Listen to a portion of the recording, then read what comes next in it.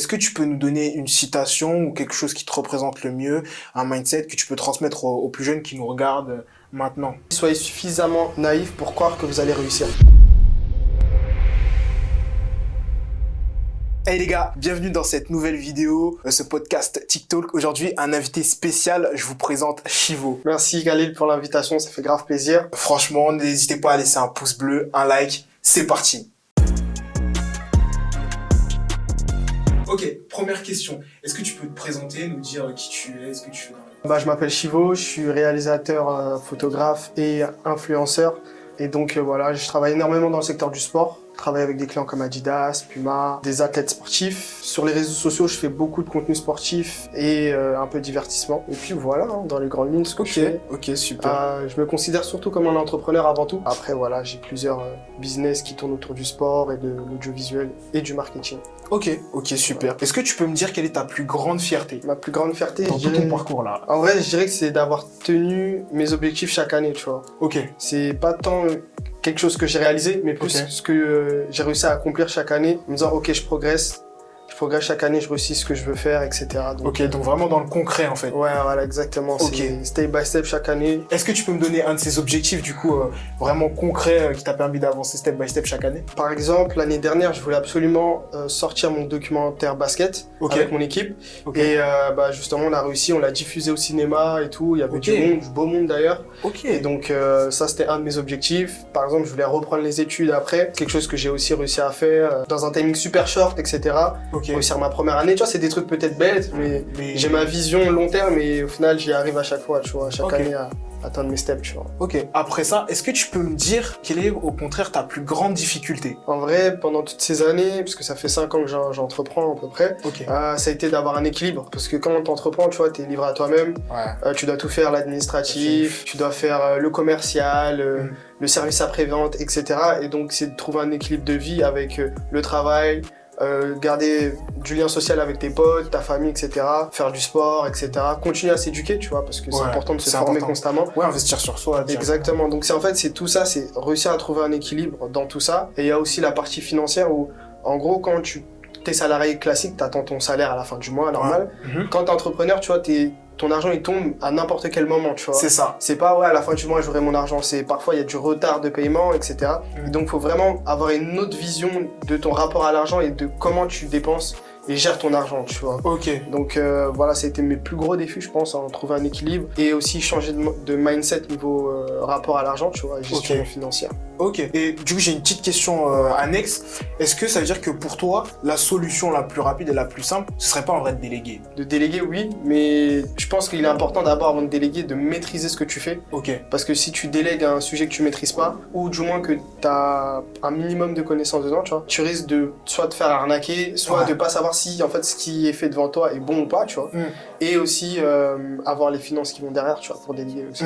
Ouais, c'est vrai. Est-ce que concrètement, tu peux nous dire ce que tu as accompli ou ce que tu fais en ce moment? Alors en ce moment, j'ai repris les études, je suis en alternance. Mais à côté, j'organise avec mon équipe un événement basket qui s'appelle Storm. Oui, c'est ça. C'est ça, on est sponsorisé par Adidas, on a différents sponsors, etc. Ça se passe sur Paris, une fois par an. Donc gros projet, parce que voilà, on ramène à peu près plus de 2000 personnes par an. Je gère surtout l'aspect marketing et communication sur le projet. Après à côté, j'ai du coup ma chaîne YouTube qui me rapporte des revenus et que je dois alimenter constamment, etc. Oui, de la crash. Création de contenu classique. Parfois j'accompagne aussi des clients sur des périodes de 3 à 6 mois sur soit leur business et comment on peut du coup élaborer la vision de leur business et aussi opérationnellement quel outil utiliser, etc. Après sinon ça peut être vraiment du consulting classique. C'est ce que j'allais dire. Du coup tu te positionnes vraiment en tant que consultant aussi. Et à côté vraiment en tant qu'entrepreneur, gestionnaire d'événements sportifs, Exactement. Parce que ma vision c'est en gros d'utiliser mes compétences en tant que réal et photographe et les allier avec le marketing, que ce soit SEO, création de site, etc. pour en fait en faire qu'un et derrière accompagner mes clients. Donc tu pars d'une compétence bien précise, d'un savoir pour monter ton business. Franchement, c'est super cool, c'est lourd de fou. C'est vrai. Petite question, est-ce que du coup tu peux me dire pourquoi avoir choisi le nom Storm Ouais. et Chivo. Chivo, à la base, c'est parce que j'étais un rappeur il y a longtemps quand j'étais au lycée et tout. Ok. Et donc, ça a été mon nom d'artiste et tout. Et j'ai préféré le garder pour bien dissocier mon activité et ma personne, tu vois. Ok. Donc voilà, Chivo, ça veut dire GOAT en anglais aussi. Ok, ouais. Donc voilà. Et Storm, en fait, c'est parce que nous, on réunit toute la communauté basket lors d'un événement. En fait, on va prendre des jeunes espoirs ou des joueurs qui jouent en région, départ, etc. On les fait affronter des joueurs Pro A, Pro B, Euroleague, qui eux-mêmes affrontent aussi des joueurs playground grave connus, tu vois. Ok. Et donc vraiment, on fait un peu ce mélange, tu vois. Et c'est pour ça qu'on a appelé ça Storm. Ok. Donc voilà, c'est un peu le melting pot de toute la communauté basket. Ok. Ok. Donc, voilà, Franchement, c'est peu- super lourd. D'ailleurs, n'hésitez pas à cliquer dans la bio. Je vais vous mettre directement le lien vers le compte de Storm sur Instagram et de Chivo ici présent. Merci. Est-ce que tu as un modèle ou un idole avec qui tu aimerais travailler ou peut-être une future collaboration pour ton événement, etc. Aujourd'hui, avec qui j'aimerais collaborer? Au niveau entrepreneurial, il y a par exemple Philippe Simo, que j'aime plutôt bien. Voilà, il aide la diaspora à investir en Afrique et tout. Il y a Maître Taboula Mbeko aussi.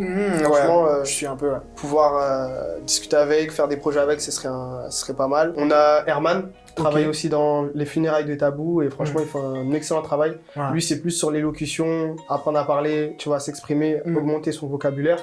Parce que c'est très très important, on le sous-estime, mais c'est grave important. Ouais, voilà, ce serait 3 personnes niveau business avec qui j'aimerais bien bosser. Après, niveau sport, il y a Sylvain Francisco. C'est un athlète que je connais depuis longtemps, tu vois. Moi, je suis aussi. Il a évolué un peu aux États-Unis, après il est revenu en France. Dommage, là, il n'a pas été sélectionné. Ouais, il n'a pas été super déçu personnellement. J'étais pareil, extrêmement déçu. Je vais pas descendre d'autres joueurs, mais je trouve que voilà. Ouais, il méritait sa place, en tout cas. Surtout ce qu'il a fait depuis l'année dernière en équipe de France. Et aussi Armel Traoré qui, en fait, c'est un joueur un peu moins connu que Sylvain Francisco. D'accord. Mais il a vraiment fait ses armes sur Paris, etc.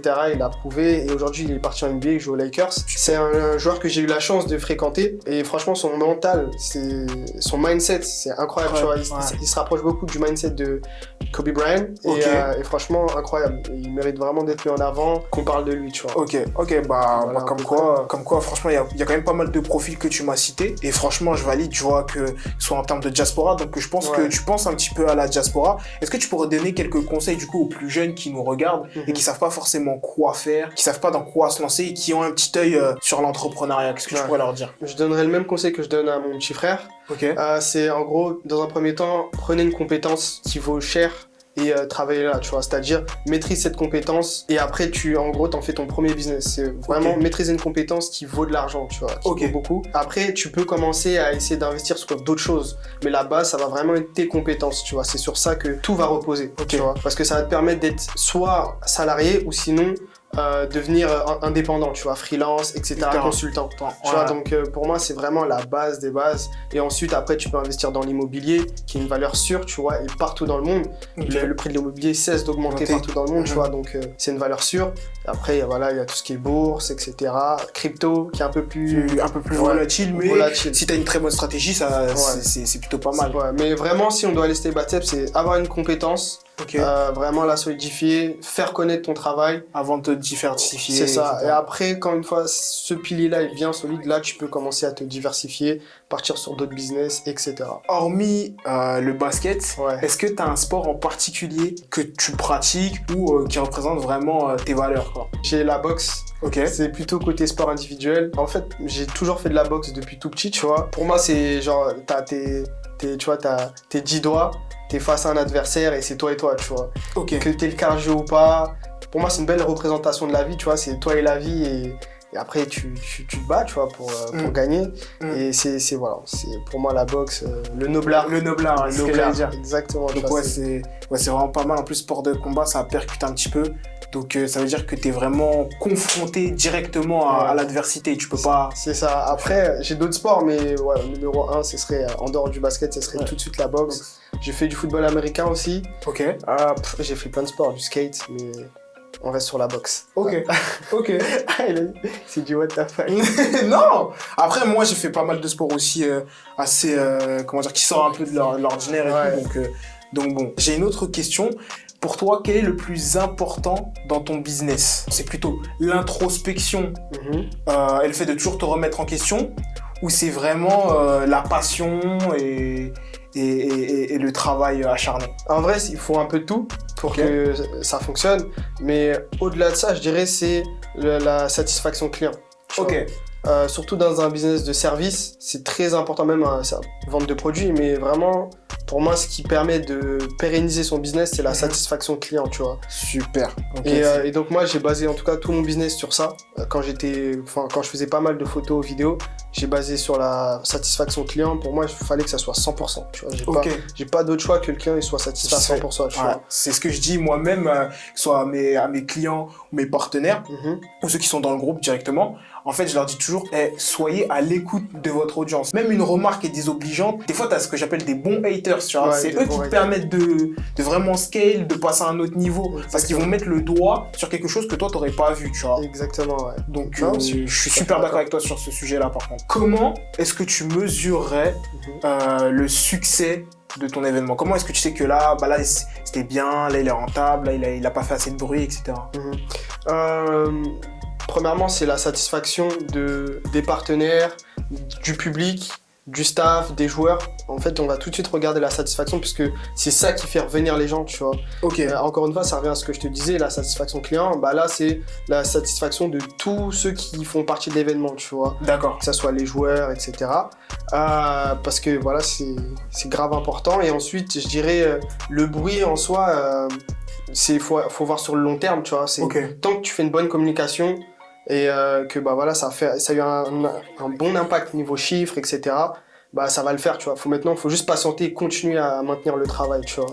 Donc ouais, pour moi, ce serait les gens, le nombre de personnes qui viennent, les retours qu'on a, que ce soit du public, du staff, etc. Et ensuite, je dirais aussi ce que nos partenaires nous disent, tu vois, comme Adidas, on a aussi Poulet Braisé, Red Bull, etc. Quand même. Tu vois, les retours qu'on a aussi de nos partenaires nous permettent de nous améliorer, savoir si on fait les choses bien ou non, tu vois. Ok. Pour toi, c'est quoi être créateur de contenu? C'est vrai que c'est une question que je me suis jamais posée, tu vois. En vrai, créateur de contenu, je pense, c'est proposer de la valeur, apporter de la valeur dans tous les sujets possibles, tu vois. Ça peut être le divertissement, ça peut être l'éducation, ça peut être l'entrepreneuriat, le sport, etc. Donc, créateur de contenu, au final, c'est quelqu'un qui apporte de la valeur sous un format audiovisuel, tu vois. Avant, il n'y avait pas tout ce qui est vidéo, c'était plutôt à l'écrit, via les livres, les papiers, etc. C'est vrai. Et donc, ça aurait pu être aussi de la création de contenu, tu vois, mais différemment.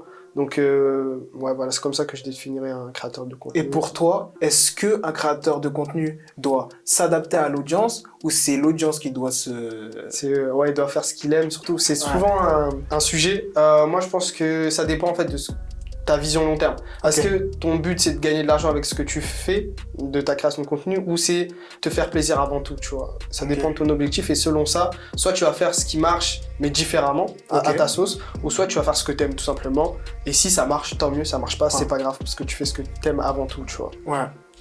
Après, moi, je suis un petit peu friand quand même faut faire ce qui marche, tu vois.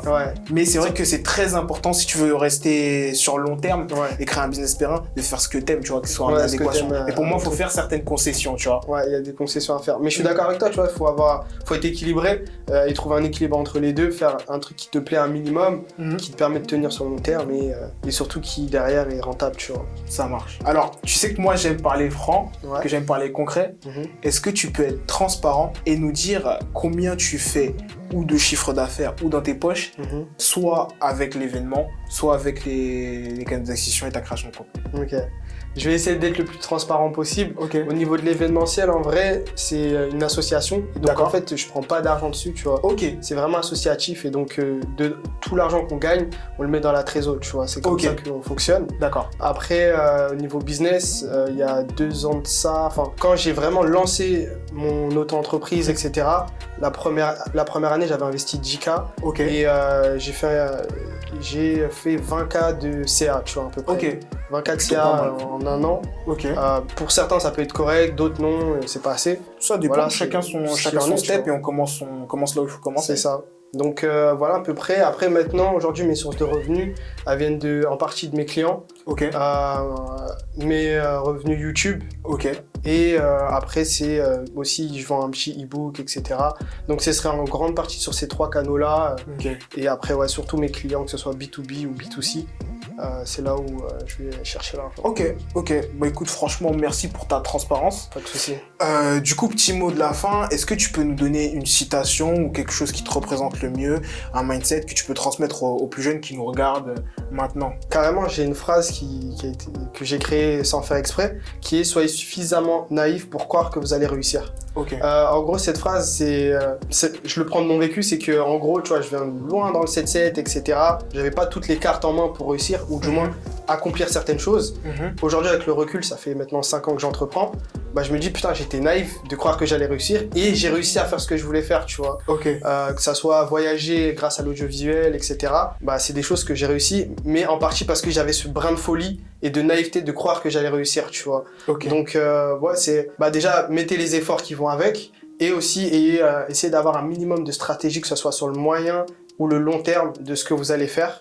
Et après, derrière, c'est travailler et avoir cette naïveté de croire que vous allez réussir vos objectifs, tout simplement. Donc voilà, ce serait le mot de la fin et le mot que je dirais à la jeunesse. Ça marche. Bah écoute, franchement, Chivo, merci pour d'être venu aujourd'hui. Merci pour tout ce savoir et toute cette qualité que tu as pu apporter aujourd'hui à ce podcast et à cette interview. N'hésitez pas à aller dans la bio, checker son compte Insta, aller suivre ceux qui veulent aller voir ce que c'est que Storm, ceux qui connaissent pas Chivo. Franchement, allez-y, c'est vraiment un entrepreneur de folie. Je vous conseille réellement. Bah écoute, mon gars, force les loups avec les loups, comme je dis. C'est important. Abonne-toi. Abonnez-vous. Mika, tu vas couper, on est d'accord. Pourquoi il panique?